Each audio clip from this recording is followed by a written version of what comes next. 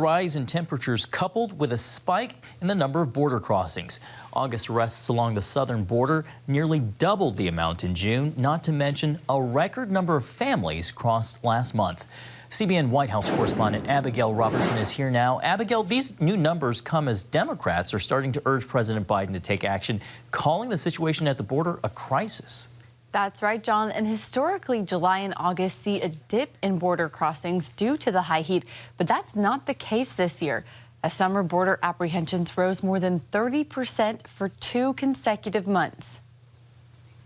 Just during this summer alone, we've already had dozens of migrants die out in the desert who have succumbed to heat exhaustion. Tucson Border Patrol agent Justin De La Torre says they're encountering people crossing from all over the world. Some of the countries that we see most frequently are from folks from Ecuador, Senegal, Mauritania, Egypt. According to the Washington Post, Border Patrol officers made 177,000 border arrests in August, up from more than 132,000 in July and 99,000 in June. More than half of those 177,000 August arrests involve families, an all-time high, which exceeded the record for families crossing set in May 2019. The increase in the number of families arriving is really a reflection of Title 42, which banned asylum for family units for really the last 2.5, 3 years. That being rescinded,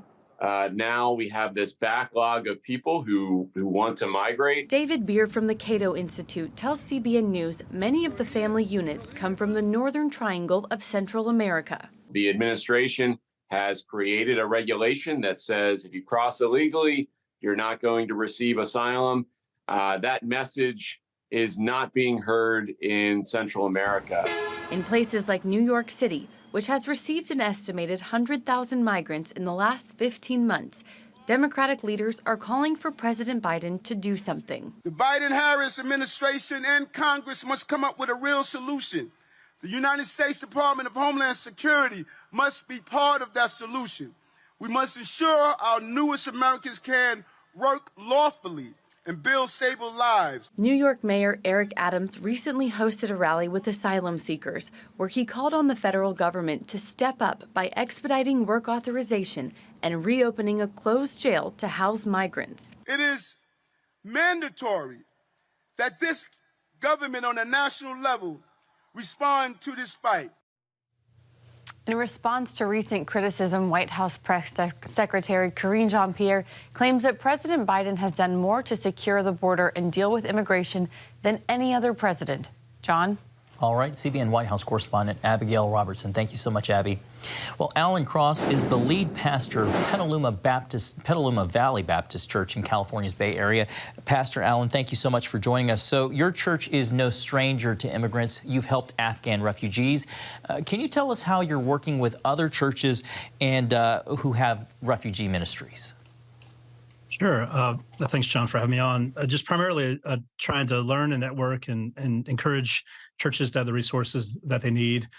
Churches have a real opportunity to minister to people who come to us. We're not in control of the border. We're not in control of what happens there, but we are responsible for what we do in our own communities. And when people come to us who are in need and they come from other places, the Bible calls us to minister to and to welcome the sojourner, and so we have that opportunity. So I've been able to work with churches and with welcome teams in Sacramento, and I learn from them as well as churches around the country. And I see just whenever people meet migrants in their own community, and especially Christians, when they have the opportunity to minister, they almost always do. There's a huge witness that is possible, and that's happening with churches receiving people into their churches and communities. You know, America has this unique position where it's seen as a beacon of hope, a beacon of light. So how should we balance the need for security and order against the Christian call or duty to show compassion to those who come to the church's doorstep? Yeah, and I think that those things go together. I think that security and order are part of compassion. We don't want there to be chaos. We don't want cartels to take advantage of people and to kind of use a volatile situation to their advantage. And so order at the border, people coming legally, people being able to be processed quickly, who have valid asylum claims, and there not being chaos is important, and that's a compassionate call.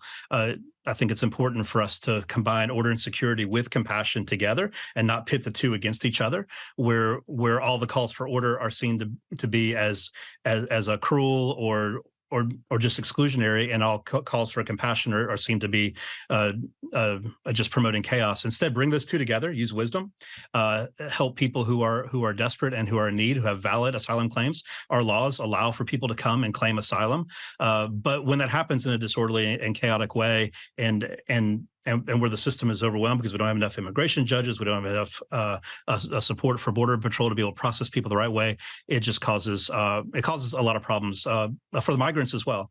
And so we need to have order and security and compassion working together. Pastor, as I understand, you're also leading a research group on global migration that advises the World Evangelical Alliance. Can you tell me what you think is the most important message about immigration and refugees when it comes to evangelicals? Well, just what we're learning around the world is that the church all around the world is on the front lines of global migration. No matter where we find churches, we find Christians who are ministering to people who come their way along migration routes, whether it be in Africa, whether it be in Central and South America, in Asia. And so we have an incredible opportunity in the midst of the movements of people around the world to share the love of Christ, to receive people into our churches, to minister to people who are in need, to disciple people, and then as they go on to help send them and facilitate their movement as missionaries. If God is the missionary, if He's the one in charge of the movements of people around the world, and if He cares more about people receiving the gospel than we ever could, then we need to look at this sovereign moment and begin to see mission not just as sending and going, but also welcoming and receiving. And so I see this primarily from a ministry perspective. I know that the U.S. government and global governments have national sovereign governments around the world all have a responsibility to maintain order and security.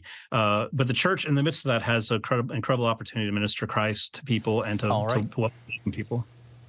Pastor Alan Cross with Petaluma Valley Baptist Church, thank you so much for your time and your insights tonight. Thank you, John.